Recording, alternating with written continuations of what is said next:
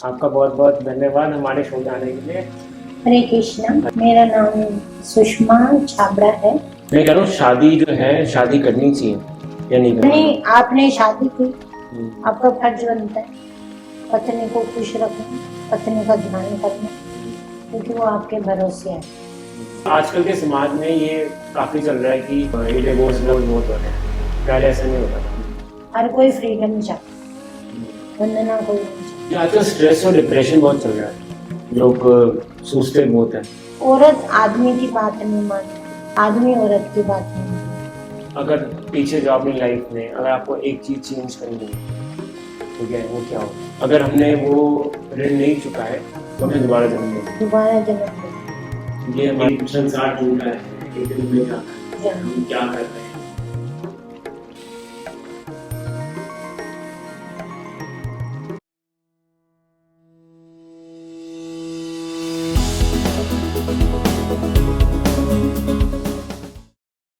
हम स्टार्ट करते हैं।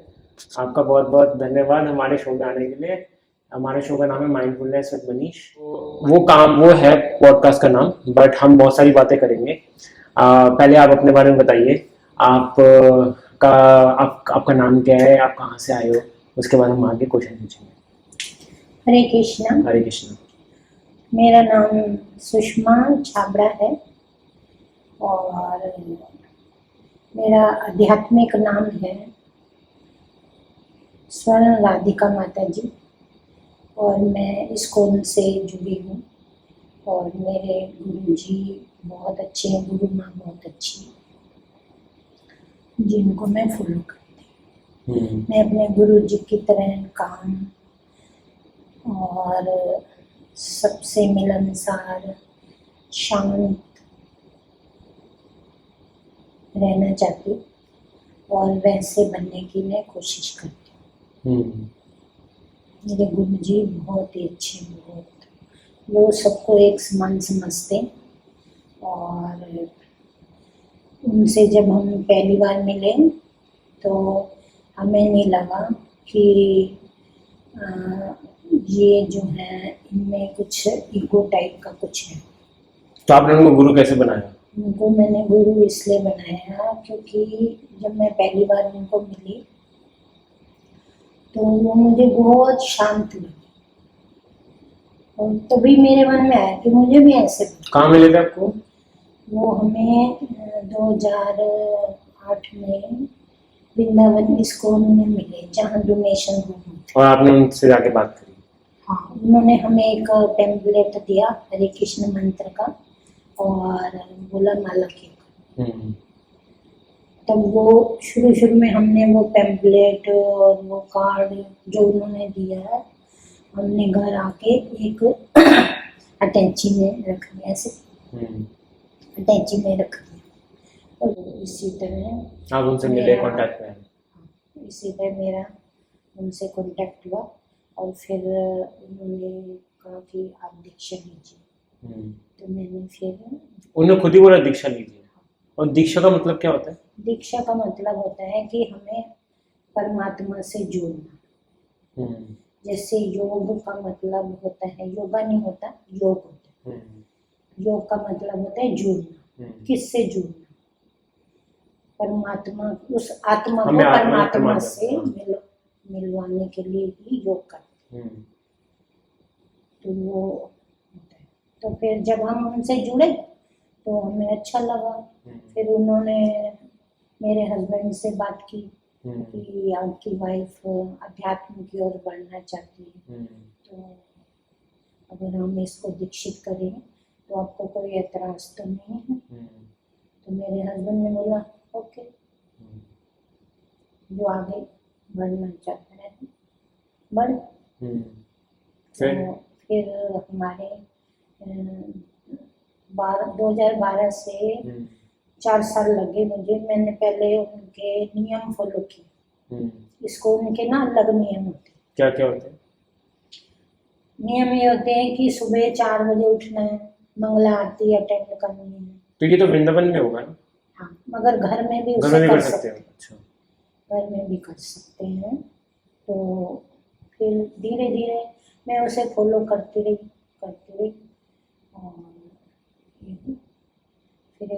गुरुजी ने बोला कि आप तैयार है। फिर हमारे 2 टेस्ट हुए, एक ओरल एक रिटन।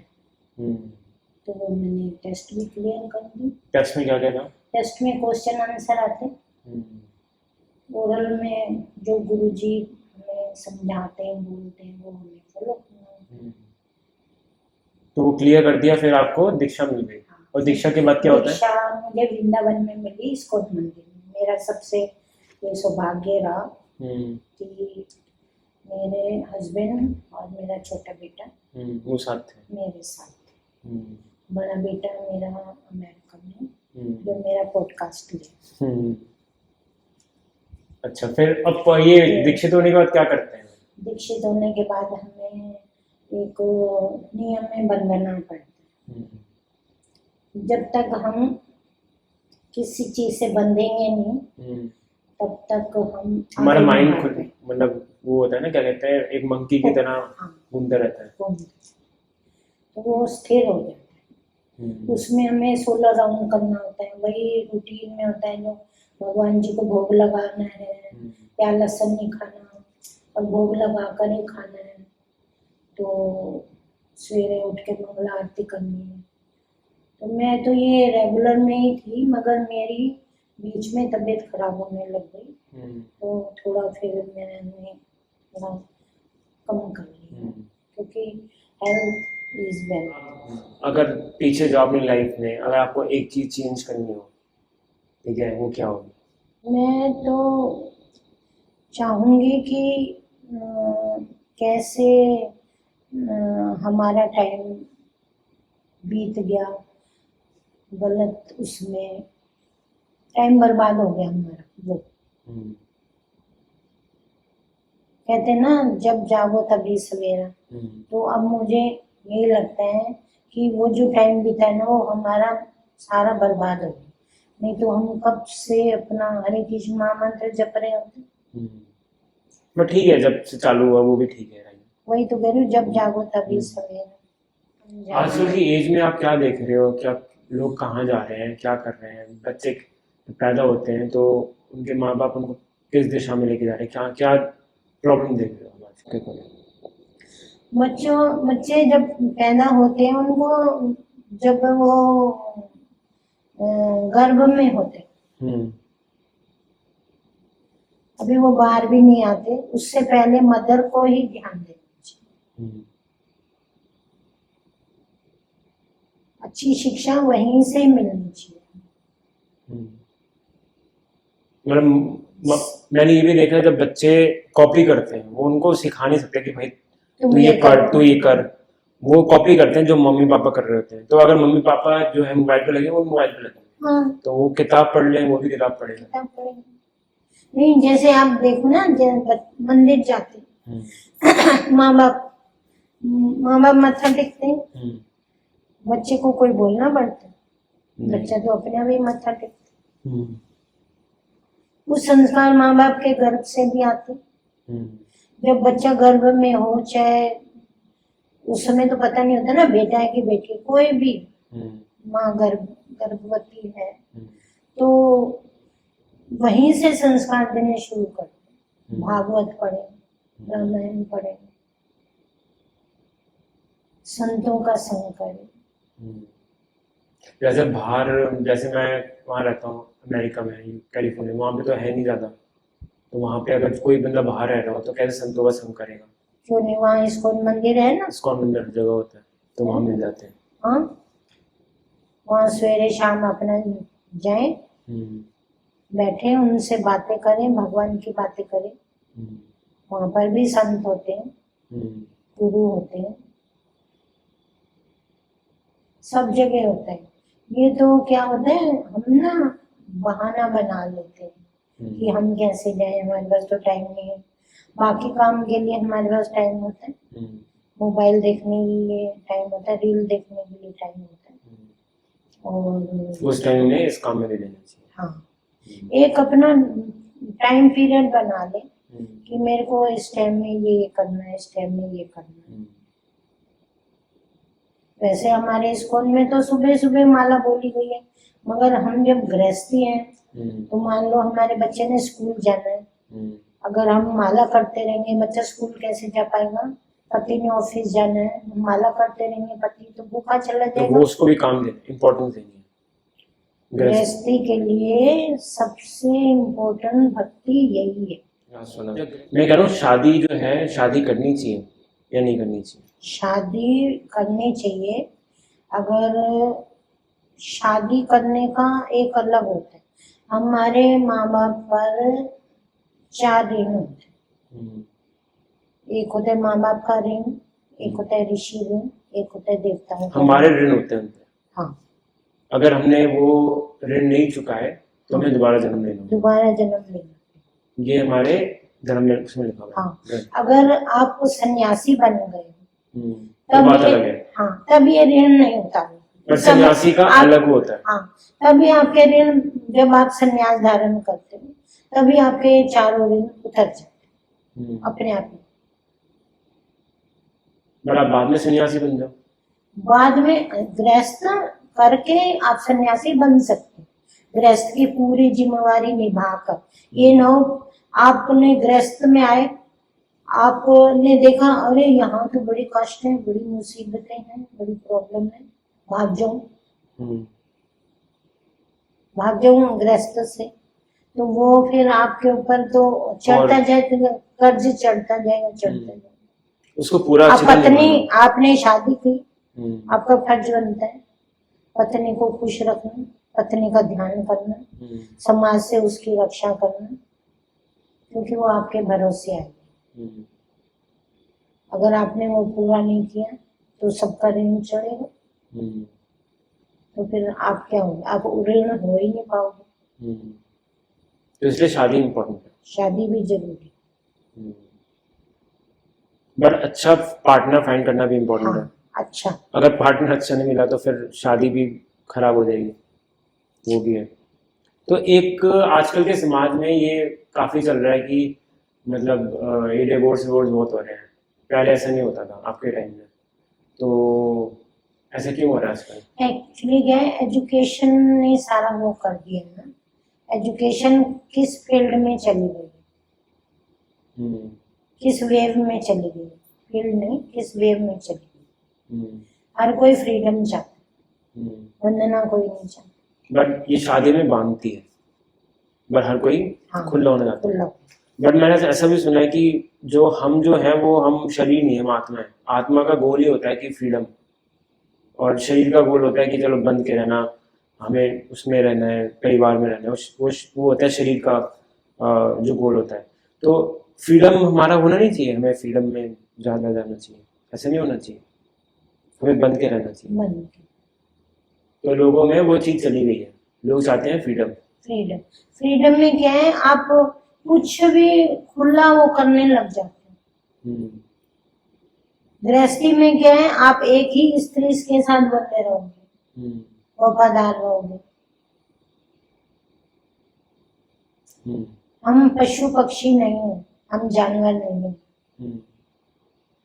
हम मनुष्य है। और मनुष्य योनि जो है 84 लाख योनियों के बाद मिलती है। वो कैसे मिलती है? आप जानवरों को देखो, किसी के साथ भी घूमते रहते। हमारा मनुष्य क्या है, सिर्फ अपनी पत्नी के साथ रहेगा, बाकी के साथ व्यवहार करेगा, मगर वफादार अपनी पत्नी के साथ। बाकी सारे हमारे क्या बताते, जितनी भी औरतें हैं सब लक्ष्मी, सब लक्ष्मी, अपनी वाइफ अपनी। और जितने भी औरतों के लिए बोलते हैं, जितने भी पुरुष हैं सारे विष्णु भगवान। पति भी विष्णु भगवान है, मगर सारे विष्णु भगवान। तो उनको विष्णु समझो, उनको ये मत सोचो ये मेरा प्रेमी है, ये मेरा वो है, ये मेरा, ऐसा समझोगे तुम गृहस्थ निभा ही नहीं पाओगे। कैसे निभाओगे? तभी ये केसेस हो, क्योंकि औरत आदमी की बात नहीं मानती, आदमी औरत की बात नहीं मानती। ठीक है, वो फ्रीडम चाहते, फिर तभी इसी केस में फिर डिवोर्स हो गए। एक हेल्दी लिविंग के लिए पार्टनर का भी होना इम्पोर्टेंट होता है, और अच्छा।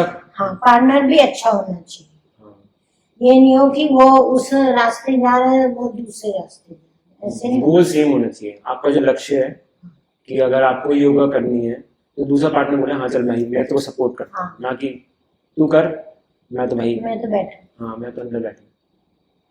तो फिर वहां पे ये पंक्ति। तो एक हेल्दी ह्यूमन के लिए, इंसान के लिए एक अच्छा पार्टनर और अच्छा खाना दोनों इम्पोर्टेंट होते हैं। खाने की अगर बात करें, आजकल खाने में बहुत मिलावट, बहुत पंगे हो रहे हैं। तो आप आयुर्वेदा वाले बैकग्राउंड से आते हैं, आपने न्यूट्रिशन की भी चीज़ें पढ़ रखी हैं, आपने आयुर्वेदा भी पढ़ रखा है। तो हम क्या गलतियां कर रहे हैं आजकल खाने में जो हमें नहीं करनी चाहिए? सुबह से शाम तक अगर बात करें, एक जैसी चीज़ हो गई, मीठा हम बहुत खाते हैं, ठीक है, वो हमें नहीं खाना चाहिए। और क्या क्या ऐसी चीज़ें जो हमें अवॉइड करनी चाहिए? मीठा तो मैं भी बहुत लाइक करती हूँ, मेरे को भी अब शुगर भी है तो मैं अब अवॉइड कर रही हूँ। तो हमें बाहर का खाना नहीं खाना चाहिए, हम बाहर का खाना नहीं खाते। हम्म, बाकी जैसे कभी कहीं जाना पड़ जाता है तो तो बात अलग है। हाँ, वो बात अलग है। बाकी लोगों का क्या है, बाहर ज्यादा खाना खा रहे हैं इसलिए उनकी हेल्थ इशू हो रहे हैं। वरना तो जहाँ जब देखो हॉस्पिटल जाओ या इधर उधर सारी देखो फुल भरी हुई। तो जैसे हमें टैनिंग, जैसे हम मैंने एक चीज़ ये भी सुनी है, हम साबुन लगाते हैं, हम शैम्पू लगाते हैं, वो सब केमिकल से बनते हैं। बट आयुर्वेदा कहता है हम वो चीज़ हमें शरीर पे लगानी चाहिए जो हम खा भी सकें, ठीक है, खाने से बनती चीज़ें। पुराने के ऋषि मुनि मतलब जो लगाते थे साबुन, वो बेसन वेसन से बनता था, आप वो भी लगाते हो। तो नहाते हुए हमें क्या लगाना चाहिए? नहाते हुए हमें बेसन, दही, दूध और नींबू का एक वो बना लो, पेस्ट। पेस्ट बना लो अच्छा, और उसको पूरे पूरे बॉडी में लगाओ। उससे एक टैनिंग दिन हट जाएगी। टैनिंग हटेगी। एक दिन दूध से नहा लो, हम्म, एक दिन बेसन से नहा लो, हम्म, एक दिन दही से नहा लो, एक दिन सरसों का तेल और बेसन मिलाकर हम्म, उससे नहा लो। आपको साबुन की जरूरत ही नहीं फिर पड़ेगी। साबुन का हो गया। शैम्पू और उसका भी कुछ होता है कि सर बालों पे क्या लगाना है? शैम्पू में क्या है कि आप बेसन ही लगाओ। बेसन ही लो, मैं तो बेसन ही लगाती थी पहले। फिर आप कुछ काढ़ा वाढ़ा भी देते हो? हाँ, वो काढ़ा क्या? काढ़ा तो इम्यूनिटी को जो बढ़ाने आज के हमने लिए दिया था जो गिलास में। हाँ, उसमें क्या है कि काढ़े में पीपल के पत्ते हो गए, हाथ श्रृंगार के पत्ते हो गए, नीम के पत्ते हो गए, नींबू के पत्ते हो गए और पपीते के पत्ते हो गए, और भी 3-4 हैं। वो सारे सब पत्तों को मिला के उसका काढ़ा बना के वो पियो, उससे भी आपकी इम्यूनिटी इम्यूनिटी बढ़ती बढ़ेगी, है। उससे भी ग्लो आएगा। और आप सत्तू भी खाते हो? सत्तू में क्या क्या होता है वो बताओगे? सत्तू में क्या है कि जौ का जब सत्तू खाते हैं उसमें थोड़ा मीठा मिला देते हैं, बाकी चने के सत्तू में मीठा नहीं मिलाते। चने के सत्तू में वो आपने ही बताया था मेरे को कि चने के सत्तू में दूध, केला और चना। आपके अंजीर और सौंफ। सौंफ, बादाम, काली मिर्च, ये सब मिक्स करके उसमें डाल दो और खजूर डाल दो। अब इससे क्या होता है? स्मूथी, इससे क्या आपकी इम्यूनिटी स्ट्रॉन्ग रहेगी। हाँ जी। और क्या क्या खाना चाहिए पीना चाहिए जो कि मतलब हमें, मतलब जो हम मिस कर रहे हैं? क्योंकि हम तो सब्जियां ज्यादा खाते हैं। सब्जियां ज्यादा खानी चाहिए। हाँ, सब्जियां ज्यादा खाने और खाना जो है आप एक टाइम खा लो, दोपहर को फल खा लो, रात को फिर कुछ हल्का ले लो, क्योंकि रात को ज्यादा हैवी चीजें मत लो, क्योंकि जैसे ही सूरज ढलता है हमारी जो इम्यूनिटी है वो भी वीक होती जाती है। पाचन शक्ति वो भी उसे नहीं पचा पाएगी।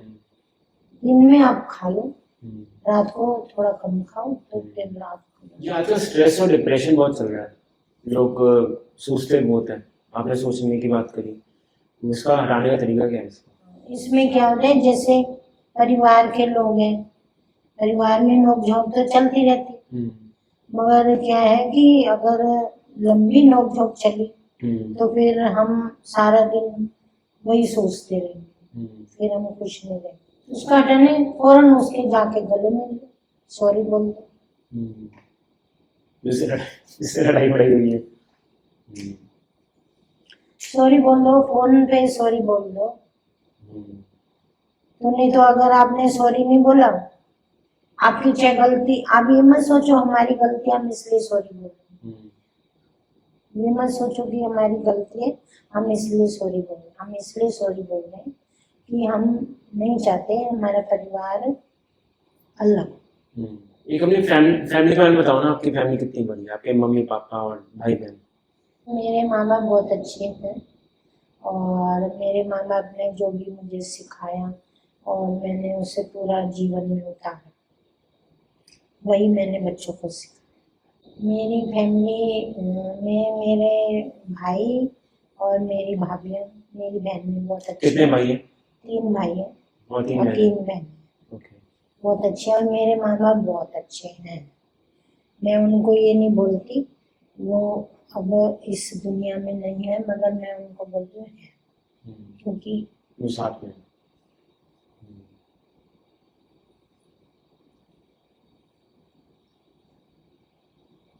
मैं उनको फील करती,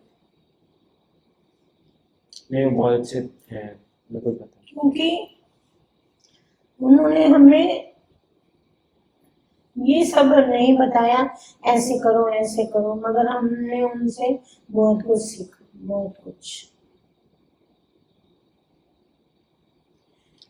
जो आजकल हम बच्चों को बोलते हैं नहीं ऐसे नहीं करो ऐसे करो, उन्होंने हमें कभी नहीं सिखाया, हमने उनको देखकर सीखा कि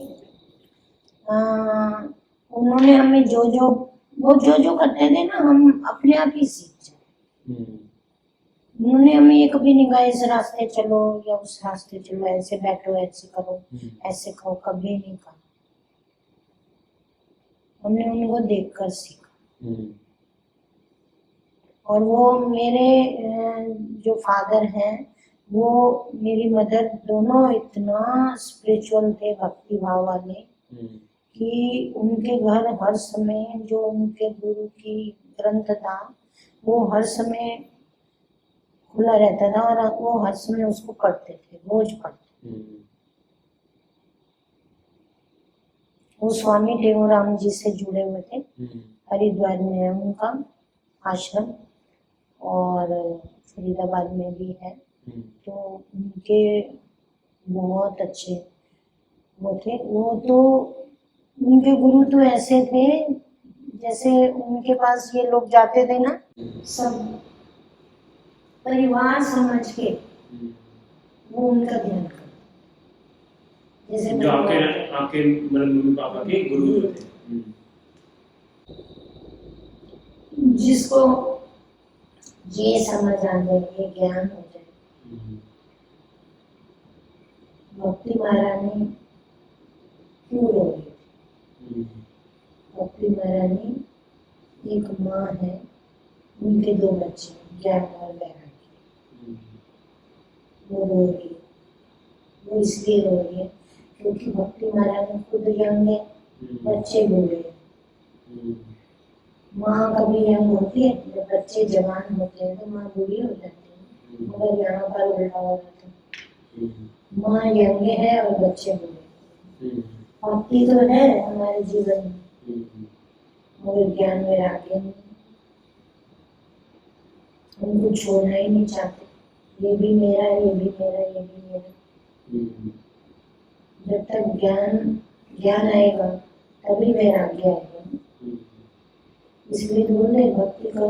वैराग्य क्या होता है? वैराग्य होता है कि ये सब बेकार है, मोह नहीं करना इन चीजों से, जरूरत के लिए ठीक है, जरूरत के लिए ठीक है, मगर मोह नहीं करना। क्योंकि भगवान ने ये क्या है, संसार एक झूठा सत्य और हम उसे सच मान बैठे, जबकि झूठा है।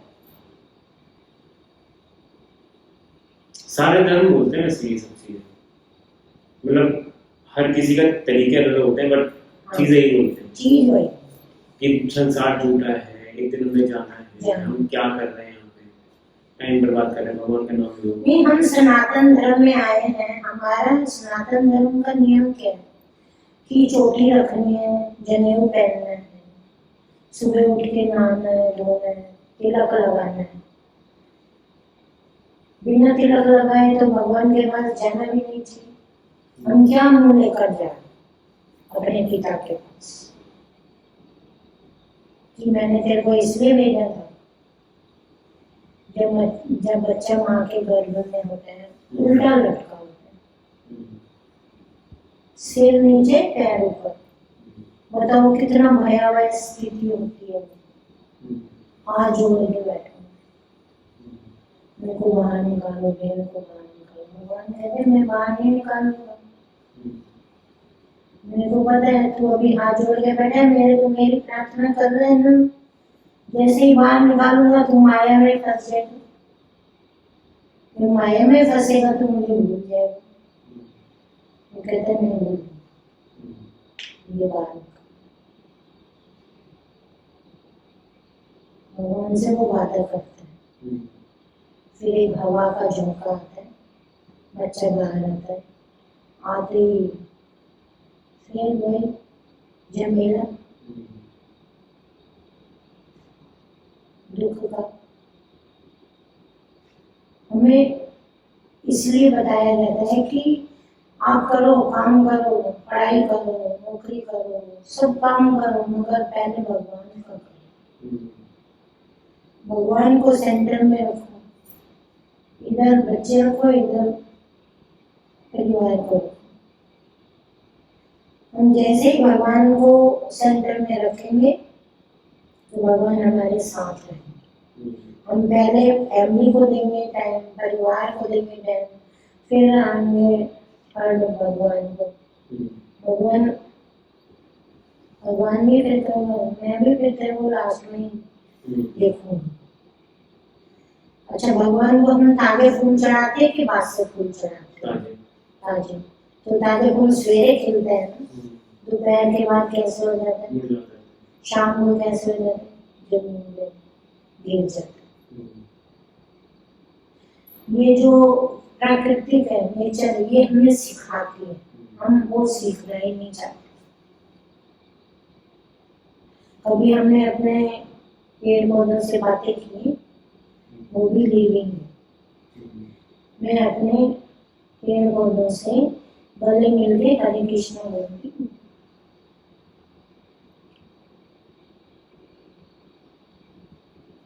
बोलती हूँ आप कैसे हो, रिप्लाई करते हैं।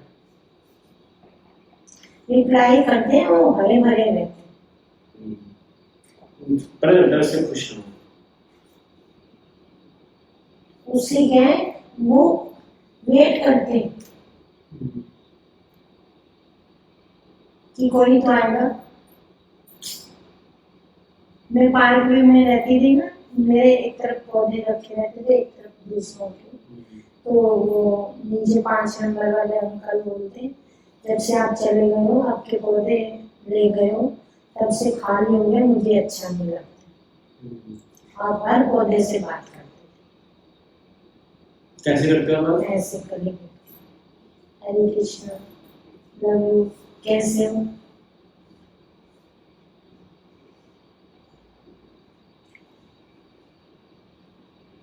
वो आपको रिप्लाई दे, अरे बन के। कभी नहीं सूखेंगे वो। घर में तो गाने भी थे ना,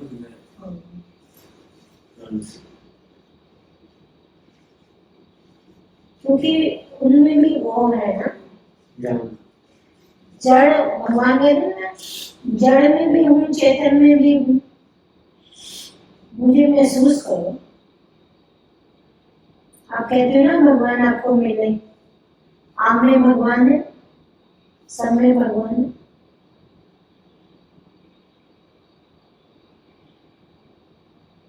उसी को महसूस करना ही तो होता है।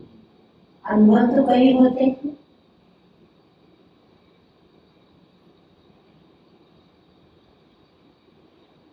उस दिन उस पे लिखा हुआ था ना कि हमारा दुख सुनने के लिए कोई होना चाहिए, वरना फिर हमारा डॉक्टर क्या कर देंगे, बीमार हो जाएंगे। बीमार हो जाएंगे तो फिर डॉक्टर के पास जाएंगे, फिर बाजार ही काम करेंगे। तो जब बनने को छोड़ो तो बात कर लो, वो ये क्या है, अकेले में बैठो, लोग ना अकेले बैठे ना बस सोचते रहते हैं। मुझे योगा नहीं आते, 1 घंटा हम वहाँ पे लगाते हो योग करके आते। फिर हमारा तो एक रूटीन बना हुआ है ना सारा, हम मतलब फालतू लोगों से नहीं मिलते, अपनी लाइफ में बेफालतू की बातें करना, अपनी लाइफ में उन लोगों के साथ रहना चाहिए जो आपको मोटिवेट करें, जो आपको अप लेवल करें, ना कि डाउनग्रेड करें, और जो आपको गलत पाथ में ना डालें। फिर क्या है, लोगों से, बेकार लोगों से मिलने का मतलब होता है हमने अपना टाइम बर्बाद कर दिया। अच्छे लोगों से मिलते हैं, जैसे कोई माला कर रहा हो, दोनों बैठ के माला करें, भगवान की बातें करें, तो हमारा क्या होगा, हम भगवान भी खुश होंगे हमसे। हमें उन लोगों से मिलना चाहिए। आपने अपने जीवन में क्या सीखा अभी तक? मैं तो अपने घर में भी या बच्चों से भी यही बोलती हूँ, बेटे भगवान को साथ लेके चलो। सभी को मैं यही प्रार्थना करती हूँ कि माला कीजिए, भगवान का नाम लीजिए। मेरे साथ आप भी बोलिए, हरे कृष्णा कृष्ण कृष्ण हरे हरे, हरे राम राम राम हरे। ये भगवान का नाम जपिए, उससे क्या है, आप हमारे स्कूल में बोलते हैं कि जैसे ही आप भगवान का नाम जपते हो, भगवान जो है आपके दौड़े चल जाते हैं। कभी भी आप कभी भी किसी भी मुसीबत में हो या उसमें, श्री कृष्णाय वासुदेवाय हरे परमात्मने प्रणते क्लेशनाशाय गोविंदाय नमो नमः। गोविंद आपकी सुनेंगे, आपका कष्ट दूर कर देंगे। और हरे कृष्ण महामंत्र की माला कीजिए, चाहे आप 1 कीजिए 2 कीजिए, मगर जब भी आप माला कीजिए तब आप सिर्फ ऐसे लगे कि मेरे सामने भगवान आकर। ऐसे नहीं कि हाँ मैं फोन में देख रहा हूँ माला करूँगी, कितना भी इमरजेंसी आ जाए, कितना भी, जब हम उसके बाद जैसे हम माला हाथ में लेते हैं, ठाकुर जी दौड़े, ये तो मैंने महसूस किया। और जैसे ही मोबाइल या दूसरा कोई काम भगवान कहते मैं तो जा, इसलिए भगवान का साथ है तो हम हैं, भगवान का साथ है तो हम हैं, वरना हम भी नहीं। और अपना एक नियम बना लो, झूठ कभी नहीं बोलना, हमेशा सच। चीजें उतनी आप लो जितनी जरूरत है। मान लो हमारा अगर मारुति से काम चल रहा है, हम BMW क्यों लें? अगर हमारा एक कंबल से काम चल रहा है तो हम दूसरा कंबल क्यों लें? अगर हमारा साधारण गिरीशानंद जी है, बहुत बड़े महाराज जी वृंदावन में, वो ये बोलते हैं कि जब हमारा एक घड़ी से काम चल रहा है, साधारण से घड़ी से, टाइम में तो देखो, राडो की घड़ी क्यों ले? तो पैसा बर्बाद है। उसमें क्या है, आप जितना हो सके किसी जरूरतमंद को दान कर दो, सेवा कर दो, गौशाला में दे दो, गौओं को दान, गौओं के लिए चारा दे दो, कुछ भी कर दो। आप ऐसी चीजें ले लेकर क्यों बर्बाद हो रहे हो, जबकि पता है कुछ साथ में जाना, सब यही छूट जाना है, तो फिर ये सब क्यों कर? खरगों कमाओ, अपने अपने स्पेंड करो कि मतलब हाँ अच्छा जियो, अच्छा खाओ, और सेव करने थोड़ा बहुत करो आगे फ्यूचर के लिए, बट भगवान को सेंटर में रखो, भगवान को भूलना नहीं। हाँ, और फिर दान दान दया धर्म ये अपने जीवन में होना चाहिए। अगर ये हमारे जीवन में नहीं है तो फिर हमारे कमाना भी बेकार है। अपनी तनख्वाह का 10% डोनेट करो। कहीं भी हो, कहीं भी करो।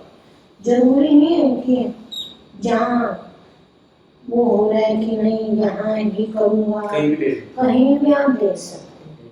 मगर आप ये देखो कि वो जो मैं दान कर रहा हूँ वो अच्छे कार्य में जा रहा है कि नहीं। खाली ऐसे नहीं कि आंख बंद करी और उठा के दे। जरूरतमंद, जिसको जरूरत है।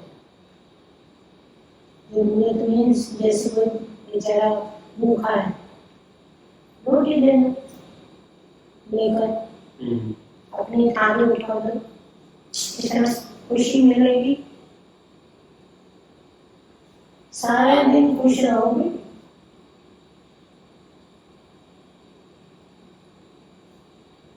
उसकी जिसको कुछ दिया जाता है ना उसकी आंखों में झांको।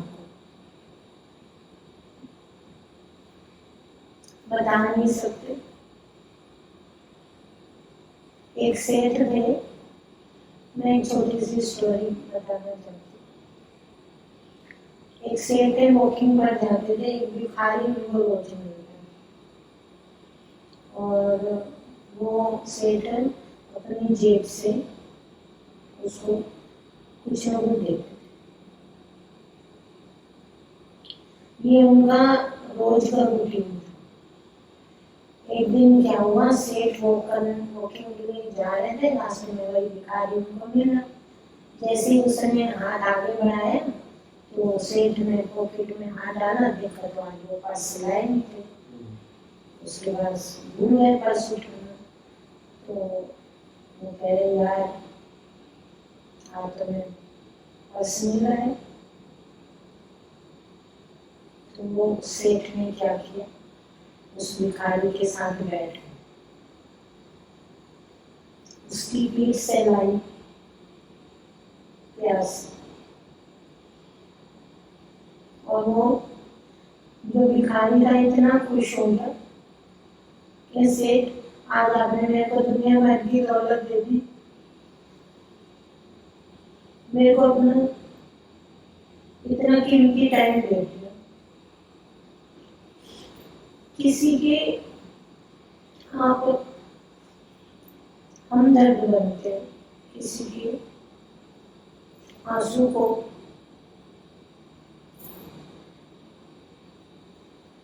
खुशी में बदलते हैं, किसी से आप प्यार से बात करते हैं, वो तो वैसे ही मालूम हो गया।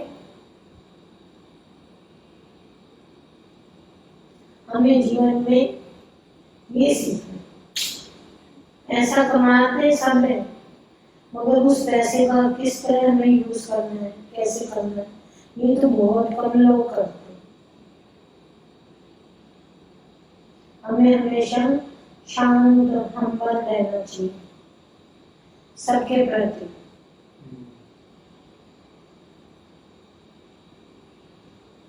गुस्सा मुझे भी आता है, मगर मैं थोड़ा रियलाइज भी करती हूँ।